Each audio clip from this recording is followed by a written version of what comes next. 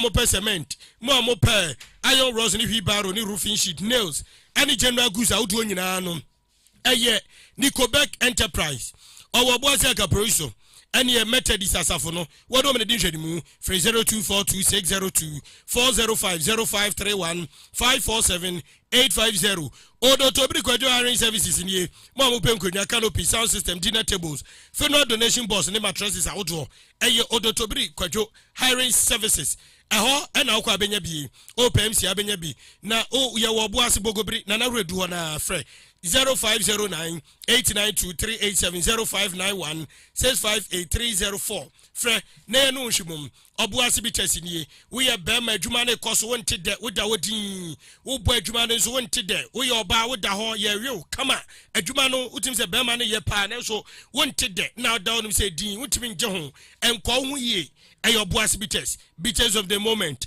sexual weakness obuas bitters waist pains obuas bitters also na hernia obuas bitters fibroid or boas bitters diabetes ya obuas bitters na obuas bitters na gasa Ghana fa na nyina wodi ade so bobo awura babia mu yakopo obuas bitters ni bia nonom bobo ye papa obuas akaproso abusco last stop ho na je wo anwumere yi wo madama no maso ya sra ya transie ba be so mo se anwumere bremu Kasiebo hye so se busapani kwabna hime wona asem Emma Peter na se tender bim nation open chidom George Trefide na chi woni Anita na wo ma chinchim UGD ko Facebook live ensem ni nyina free eye nyamso Martina Bruce attention so enkomu anum ne yebutuo ne yeto nsem ne de agu framam information center bebrebe hello sport hello parliament kunka janjo ma biem wo ho a enya asem ketwa sanso enna Samuel ties Goliath ne ma me da form me debe e wo Shangara Park bi die so e be ne ma me 1 week ono so nani abrede na so wabiemu a wotie yenka ena nwumre yi midin na ke yabuani abrewana na pesemaka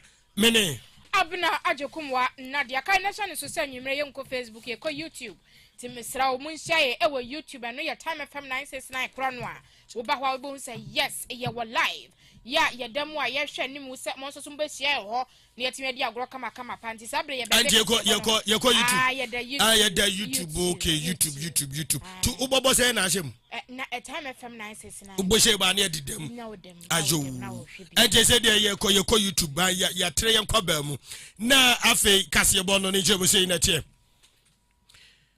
yedi ni tiemo ne yekọ omenshofo hwe yakwantempo ahodo so yakwan ne yakwantempo woni monyamfo era kwesi amakwata ne buafu papai obeka ye mmerɛ bi na contractor bi ye kwan na contractor ne ye no na wo ye dwumadie bi sa contractor no adwuma wo ye ne ba kwan mu ba be sei kwan ne fa baabi na road minister ne bufu pa ema wo kasa sa contractor ne kasa etwi nanim Emma Ghana de baba gentre ha baby abefa bia na obi e ka ho asem se wo penigesi ewura akwasam akwata wo hwe niam ado ekoso yakwantempo no wo bodo modin na nsu nipa no bia fa ngoti kwan yi a wo mo sei yakwan ya hodo we nyina ye niam ado bi atese na ekuko okoso na ni nyina mu no wo penigesi esese wakasa ebio ena wo chese ye wo nkrofo hodo bi a wo mo ayi ne sector ho na se bia ya wo ye adwuma no na ono ni ministry wonom saafo ni nyina wo mo totoye ne na moto bi o moto ne nkoyie adaye a wo so ma akronfo papa wo se wo hwe ni ministry wonom a enipa no bi wo ho a wo ma akronfo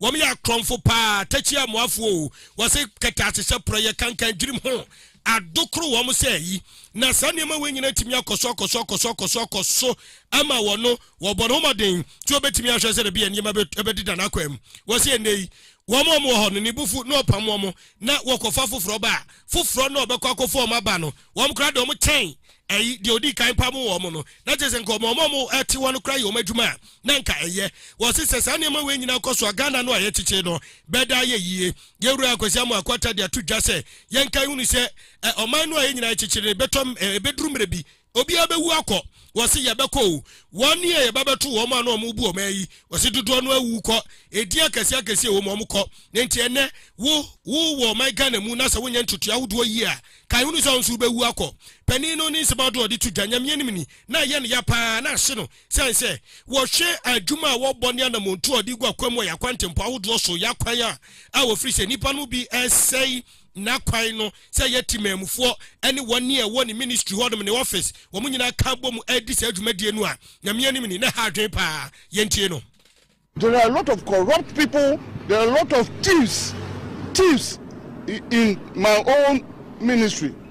You sack them, you employ new ones, and when they come, the new ones are even worse than those that you sack. Members of the press, you see the harm we are doing to our country. All of us and our government is spending millions and billions of money to fix our road. We get transporters from other countries, neighboring countries, the landlocked country, coming to pick cargo from the port, and they don't respect our asset load regime. Look at all these vehicles parked here, and they park here hours on end. My information is that some of them are now going through the documentation process at the port, so they could park on the shoulders of the road for more than 24 hours. And the pressure on the road, they have destroyed the shoulders of our roads. And when they come onto the road itself, because of the unauthorized asset load that they carry, the roads that we spend our hard-earned money to build, they destroy them. And my information is that they cannot do same in their own country, the French-speaking country, Cote d'Ivoire, Burkina Faso, and so on. When they get to the border, Paga, they offload part of their cargo before they enter those countries. In our country, we have asset load centers. They load from the port. There's supposed to be an asset load center there. We have barriers on our road. The customs people are manning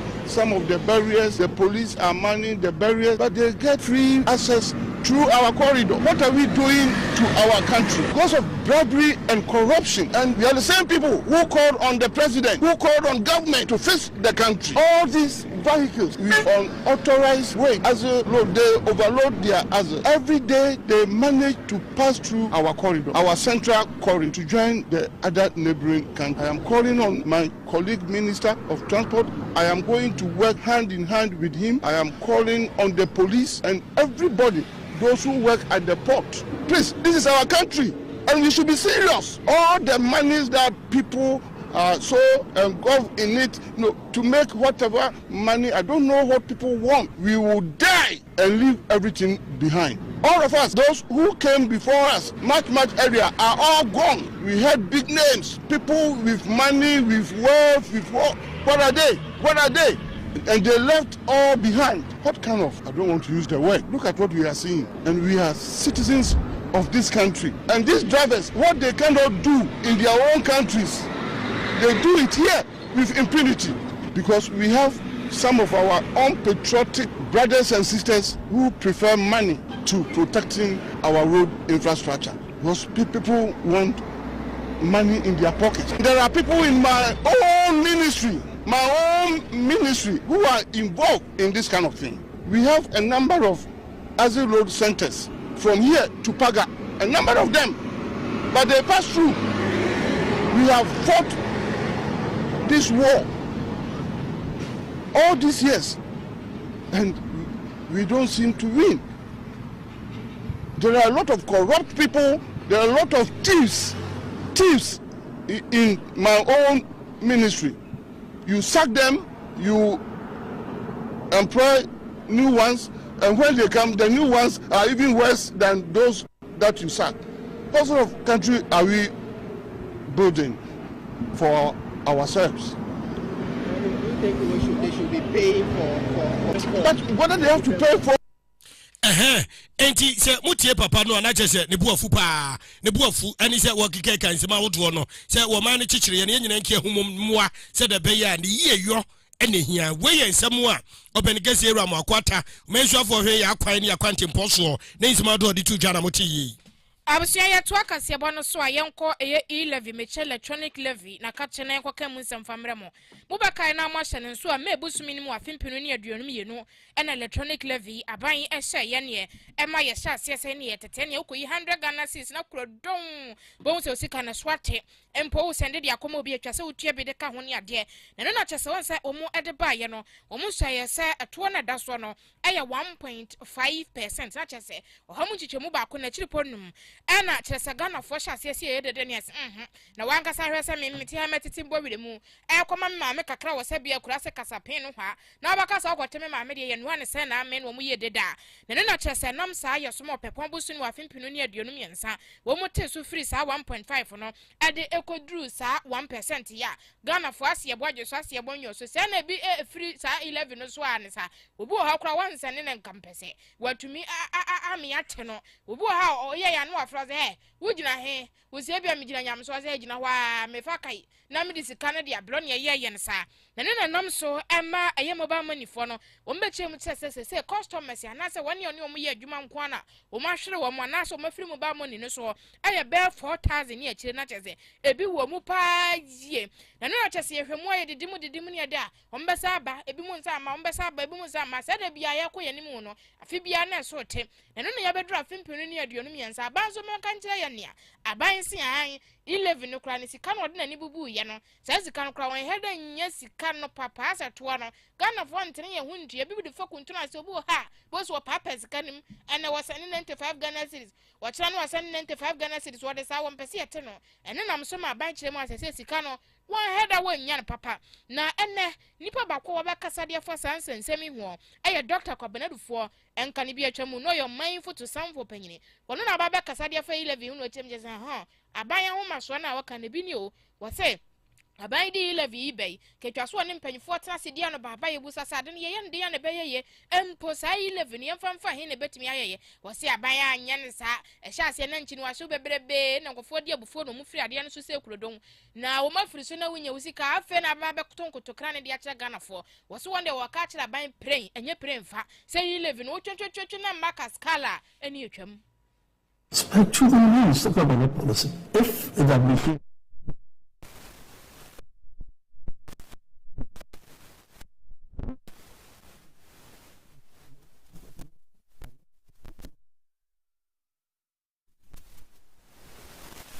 enti anya na enono na ye papa Dr. Kwabenadufo enka ne bi atwamu no na oyo mindful to sound for panyini wono na kasa de kira ban wo chemche se 11 wo hwe se nka de badwiri sika na de abebo Ghana ho bra na se Ghana fo afa kwati kwan na sika ne ntua anya yi firi so na pe ba bi foforo fa ko hei yanko NDC amanyoko no mu edon kuma wo Ghana yemra hwebedwafie ena wo mubu afuze tam ena no ena openikese Dr. Nes Addison awoye governor Dima Bank of Ghana babon tidi betu jase afi financial report no Ghana Bank of Ghana no omabo ka be 16 billion na asebi ba betu jase no NDC eni dom kuma wo Ghana mra hwebedwafie eyom ye yie papa wo mo tenase adwene ho mo tiase de ne besie se betimi aboka twitwi de bia ti seyie the senti edon kuma no so be demonstration ewan kran baby Bank of Ghana o matra no no o ma ne nam akika nsem de che Ghana for hunu sampa wo penikase no atoto ne mayie edinkan wo mo ma mpanifo yi ayreso ne fo ma kuma kwaduonu ba ko 21 day what metum say wo mo hwe nanka openikase Dr. Nes Addison oya governor no woni ne deputies ni mienu omo nyina resign omo mpa ba bi ntra ye mpani ba afro ma metra ho no anya adwuma no esa wanya won be sa demonstration no enra Ghana police for no makotra sia bonkomo achiro mu ba bi o mumfa ha mungura ha mumfa nkoshe di sei mumfa ha mundi wei munye wei oh obawie ni nyina ma enra mpo ya Kasiebo mu ya ba bonted betum anim se bibia ye successful na wo mo bo empanifo abaso ema ho nsem ye de tum anim ene nwumere ya mane ebanie wo panikase wo yemra se bedwani wo lowa menya krobo abatompesia so opanikase yura Ebenezer Taylor bi no aba bonted betu dwase ne nwanwa sentina ya wo mo ne Ghana police mpanifo kokotrase ene nsem kanye to dwa wo sa adwumadie nase no afede police force aba bonta ba bese so ma no aha o ede pa na asie a police force timi aba bonta ba bese so ma no yebusa eya asem ba yia baby om ye o madin so mbefa na police force da bi ho security zone tiamo mo mfa won mu bio ti o mo nyusu route foforo eno no penikase yewura Ebenezer Taylor bi ne bu afu ogase ense bi free baby power free shoro tumi bi free baby power bi free baby ɛna abɛkasa dia gu posifoɔ na sumu a posifoɔ no yesa na ɔno de ohunu sɛ ɛyɛ politically motivated na kyerɛ sɛ jurisdiction kɔ mu kwakwakodie no ɛyi aban no de ne ho awura ma ba bɛhyehyɛ kyire enti na posifoɔ ɛyɛ nneɛma ahodoɔ bi ɛte saa aha o wɔbusa sɛ Bank of Ghana no a yɛsɛ security zone no ɛnyanyam bia hɔ no bombo hyɛ hɔ na ɔmkɔ ne nam hɔ nipa no bia kɔka sɛ hɔ no yɛ security zone papa ɛwɔ ka sɛ na ne boafu kakra mu ntie. Say police for no, if they allow themselves to be controlled, sir, because you had opportunity to suggest. They almost suggested to do that time and meeting no a course no. Yaba meeting, any more transfer, Akan, more reason consent. Akan wants them. We had come to a consensus. Said the reasons are more man. Say ebe create congestion, traffic ni we no. Nature say baby amumu di kwako no chire say yemfa no. Ehon no mu from Parliament, stadium near Ministry of Finance, near Far Court, near Bank of Ghana. Very simple. And then who will say, Yanko starting free or brass sport, near my father Braka, near Kofa City House, near Ko and the war, somebody else, after they have heard, say, we have come to a consensus. They have agreed on baby, I ever find Bibiano. I decided, say, no, I didn't tell my mom, say, because after all, what are we going to do? Yes, here the copycat or Bank of Ghana. You either stop us completely, and I say, what the essence of a PISAP? No, you see a core Bank of Ghana. They are presenting petition the amount governor of Bank of Ghana. They are impressing on him. Say the performance. No, you are Bismarck. 1 2 are buying for papa. 1 family na enye juma. Ama eneno yesika sem. I atitia pansam. And intino you say he is not competent to continue managing the bank for us. And intino say oyobia. Wabaso babe summa de man for say wadwuma no fato ye the paper no kwa akoma no enye ntokwa na yakoko na at least no nipa ye di ade nanim no members of parliament menye ni say ya dwini say kwa critique bibi ade mayhem bia na say basa bi beba o hanu ye security zone ya isi etuayonku etuadua okay occupy Ghana vo okay occupy Ghana even on mkoye any flash house no mkoye na say ene if there's any area you better say a security zone obi abepese you be protected pa Flagstaff House presidency one more na one champion we ni nyina no they have now realized say there's something like the security of that institution the embassy me a police bonus say they had opportunity to agree and they agreed because when we raise concerns and they tell them look it is better to spend less time marching than to come and start from obabe fear say what do you call it now if you want to avoid infiltration people obabe room near there the longer you stay on the street the more you give the people opportunity to join but what we are saying is say if parliament yafa say after no man who say if you hon mo koy na after no man who say there's something I bet we are happy now yenko behind our back and then to the state of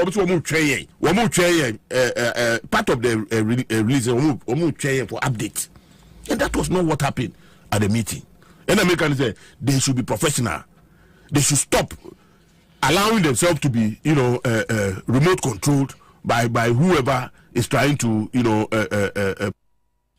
enti wey ensemado open case yura Ebenezer Telabi what the etoja lower menya kroba abaton peso asomra sebedwani na ensemado kan no na chese ne bonyo so kra o free say ense be free baabi a ababa bekuta omudwumadi ompeso omudi enimu awsia na wasa eye occupy Ghana womo eye o kire ompeso omoye nuamu no ena nhye asomra sebedwani Dr. Stephen Amwa ono so bamonti abekasa de afa ho and we change say hey nyanwanwa wasi die ntia nwanwa ne say ho asa ye beto aba obehwe na opposition no anasa dom kuma no wo mayiro mo ho wo totomo ba park so sa nti he wasi asem bi wo ha eba na say nyanya asem a no maso mo betwe ne sane abasasa wasi anu bi no wo maye no na Dr. Ernest Adesin de wasi nka won hya danya de bia nwanwa ma wasi empo so ye bibia ye bone wa ba be kire mu ne nkyemu no so nka to asomu na wei wasi nka de na hu hia mpo some ba be gina sa ena mkoyo ya kire na mkoyo ya kire wasi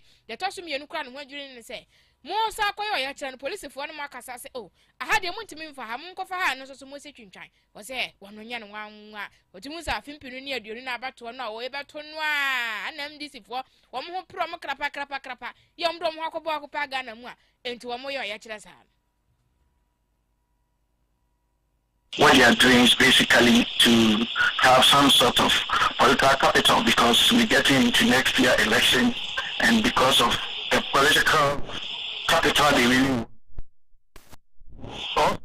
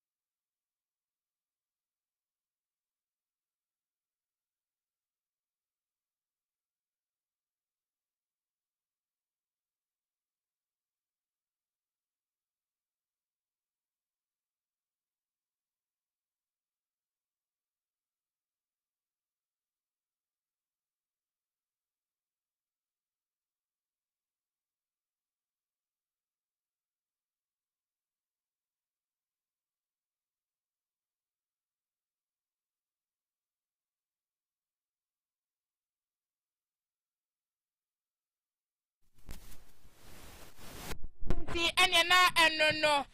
Dr. Steven Amwa, one no yen share some Rashabani, and Wakasa, a day efa yechra, occupy Ghana for person ye, at the fa Dr. Ernest Addison one. And you may know in Kasiebo was Sugusa Uti, Hanum your time, 96.9 FM Shuni. Now, open against your Jogate, one no why presidential aspirant, and penning for to Mujina war, MPP, Amanyo Konimu, 1 year pese betu Frank Adima party no, Wakambi. Papa yi na watch na adwen ewo mining say yen to form wagudie no say mining no ayetu no gadam say illegal mining is small scale mining no is a binim say unhu ni ye obi o ha o che no so me yes small scale mining enso small scale mining no kutan krata enso na dwuma wo ye pa tim say the way gadam say for ye no sa pepepe na obi o so kutan krata so wo ye ne de unhu difference e wom na no na ye nyina ye busabusa ye ho kosa say de ne betimi ya abo ase de be ya ade ye betimi atu ana say yen twam kura openigese jogate ekira da bi wontimi ntwam wutwam wenye yi denti na pese otwam na mom e wose ye din hihye egu akwam na ye bo ase de be ya ade no ne ye no betimi aye kama etese Ghana manyofo ekura mpo no igadam say yi na say small scale mining wo bia ba wo so obaboa na wa ye niye bia bo so obaboa na wa ye niye Ghana man pedi na adedan kwa kufu ado so me bam din hihye beto ho mo behwe ne mo aye ne kama won say oba ye man pani ba ye na no nipa no bi call a friend saying takwa jumat kokosue ade ne niam ahodo so ya kire o mo mfa me yes small scale mining duka daya kaskara nkwagosiaga mampani dada JDM bra no oteso no no so tea committee say yenhwe ne mfa hihye nto ne nya ade duka daya gwangwangosiaga chese obi ayi na din so de hihye ye egu akwam se yenye gadam se nu a enkongosiaga odwene ho awon tiase enti papa yi babo nte babeka bie no na kwa so saa na de ne mpanifo no aka na omuka woye kane ayi abanlo ya pani na fei eban railways and in the development ni puntuo no a say how so do obo adwuma ho as minister pen and odin se metu yanim gold mining is reserved for Ghanaians, but eco-city areas the foreigners and to mining services will lend where mining services now they are using that to also do that. So I'll strictly enforce the Ghanaian position that is Ghanaians who can do it. It is a foreigner. No, baby, I don't want to mention the names of places. I know where they are doing it. You have to tell us why you are there. That's one. Two, you allow small scale mining, but you cannot go onto the water. Yeah. Every time I'm going to my conference, I say I drive over the river Papua. It's brown. Me and family.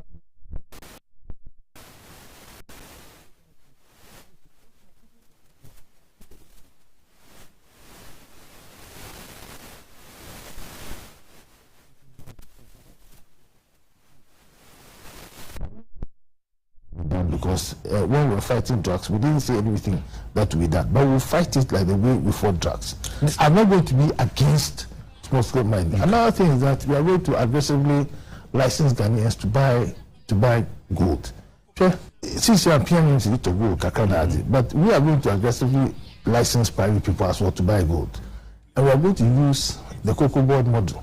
So a license buyer today, cocoa board, what you do is that you'll be able to be our partner in checking that it's environmentally correct. So yeah, we take manage the way they do business, like the license buying agent and the cocoa farmer. We cannot stop people from mining, but we can stop them from spoiling the environment. And just now, government has started community mining. I hear it's good. I just encourage government to fast track it and to be very strict on the mining in water. They bind you in cabinet and out of cabinet. But as I'm saying, the documentation and the concern that came out of cabinet on the Galamsey, that is which led the president to take certain decisions and form an initial cabinet committee. I was there. And if I'm there as a member of cabinet, I have two rules. My first rule is to be in charge of my sector. My second rule is my region. So I fight for my region. Enti wey sabo penikesi yi ira jogate wadi tu twa nani abre wonim se eda etira ne na de kye omo ekwa abato so dedenden ye kwa akosone so ye koyi num afirim na kanum ne num no ekọ November ne yakwa akoyi die wo tu franka de ama party no nti adaje ni poso eni so wo cheche na dwen na ni so de hunu ne ma ofiri so betimi de abo ama Ghana ne party wonsem na woteye no Abusuya yese akansie bia ni wa ya na yeketoa nti se omudi nka koyi num o so omudi nka koyi nsie o ni nyina no obi ahase a wo bontoa na asem de papa manfo bontoa papa nyeize manfo ginam kansam se unse ye ni na manfo abusia so ne nipa num no hwan na abeyi na firim ya ne me candidate ya de aka bia mfa me ai ne bi body bi so Alan Baumia mampedi abede Kennedy special ya mfa me se mampedi abede Kennedy Alan ebisi kwable Japan ebisi akoto free akoto mu bobodi no jogate free akoto mi hwem baby ai olumai you know yes we fu mu na no Wellington boot oh but a beautiful country. I'm telling you, Nipedu. Ghana. Beautiful country, Nipedu. Ghana. MPP for be flag bearer. Hey, there be any page say one person be the man penny MPP mu. Bebre. They don't have and of just say they have the men. Yes, they have the men. Nipa makuma kudu. The last time I'm going to see Nipa makuma kudu so 17. I'm gonna forget that for this year. About for to mudini ade no. But my democracy dey akono. Beba see very beautiful democracy na ya akono come. I say John Kotiasia. If you delegate. Ghana Hamaka. Ghana Hamaka. Obisi akoto ba bibi besi na I'm telling you see. Ghana has dream kwa unim. We ya tu ya obelusu. Ulusu a yempene be ko obra sport or obra square. Obra sport. Obeko eye ni na ko abato commission. Electoral commission. Enye de worry na ya de de worry akwata. Utu abato commission wa na soldiers for na boban. Na we de jo. It was a minimum we now no show ye na come de.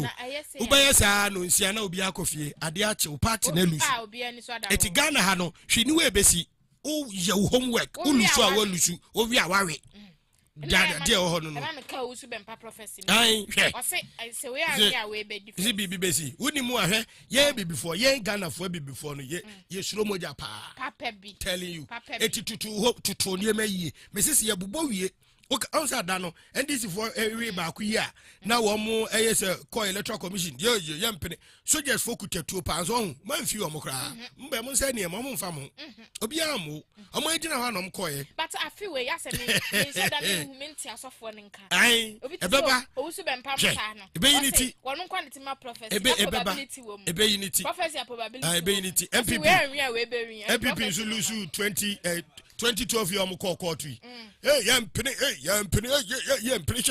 no mu jira ho bebre afi e board no miensa no nan na bo no num no nsia o mu nyina say come do o mu ne mu age eti say ufiri say Ghana had a better banner ma bibi besi anya no kre yere wo ho na se ye bobbo wi a otiate 2012 na ko bia adwen sa ba we ye beto no foforo zika no we ye beto no foforo dia ya kra ni se ye wie na ya announce oh si bien penfo announce ye no ni announce yes there be jam ni nkunim dia wodi ye 2012 no ne kwan so a no Fena efe mampani den time mampani na adodan ko gufado wato ano si there be I was a kwa bruchiraba oba no be so be ko bia na so nko bio ko pe be rest.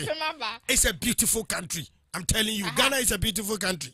We knew be tutu homework ai wakọ ma na sumbo asotro hwe ni be si tutu homework ye say ye to aba no wie na ye bobọ ni pain ye MPP na adunkunim NDC na adunkunim he wo mu mienu ba ko obedi nkunim de so mpene no de ko bra sport na mo ready otare no kra esa no wa ye Ghana is a beautiful we are yet democracy as rough.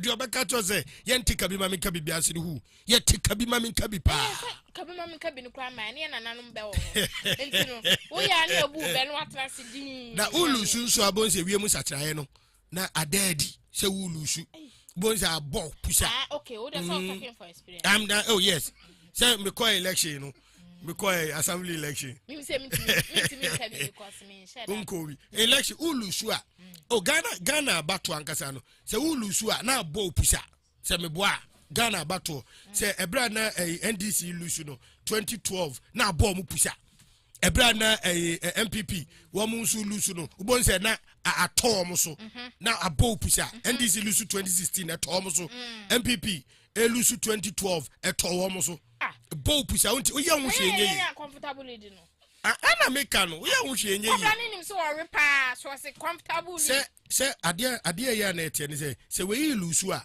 the best way ni say you have to motivate what chitafo to obi abeba no motivate the chitafo so this year battle no motivation this year battle no your homework ye toto niema ye fechiri wani obi be say be vigilant ori aware oye ho hwia onye ye na Ghana for 20 hour omoto ne boom ma wo say ya 20 hour eno no ye wiam kra ma wo enye ye enti obi anye ne homework na me na say suru yi wa sa se suru yi owi aware oye wo hwie enye ye we tu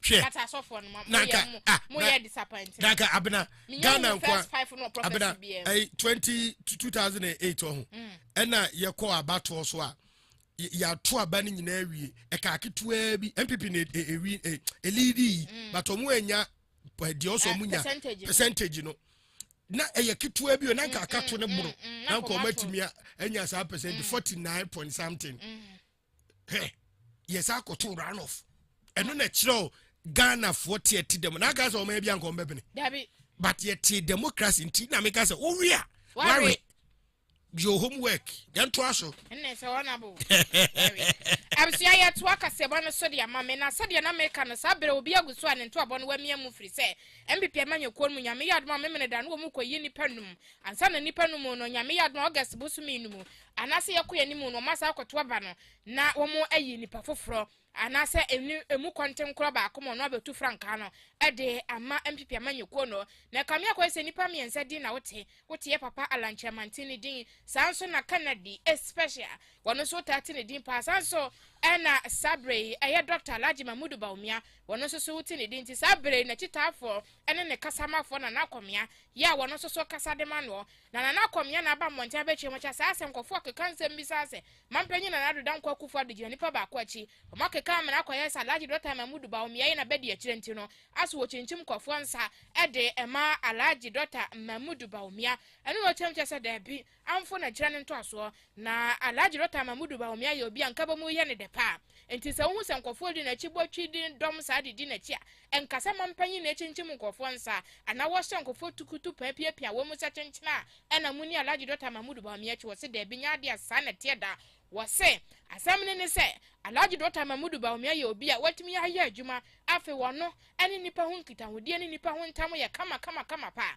enti wo pese wo beye bibi sei no na kyase wo se saafo ni nyina so de ebedi na chintu hunu ya na ye sa na tie na nyese mampanyi na nado danko kufado ene di na kire We used to have a vice president who contested in 2008. We didn't call him establishment candidate. Why are we calling this one the establishment? Is it because the president supports him? Because the president himself has come out categorically that I don't support anybody. Look, do you know Afriyako? He's a boyhood friend of the. Do you know Boachia Jaco? He was the campaign manager for the president of 2 elections. So any of them can have the president's support. So being vice president automatically doesn't mean you have the president's support. Look, I am an appointee of the president. I support Bawumia.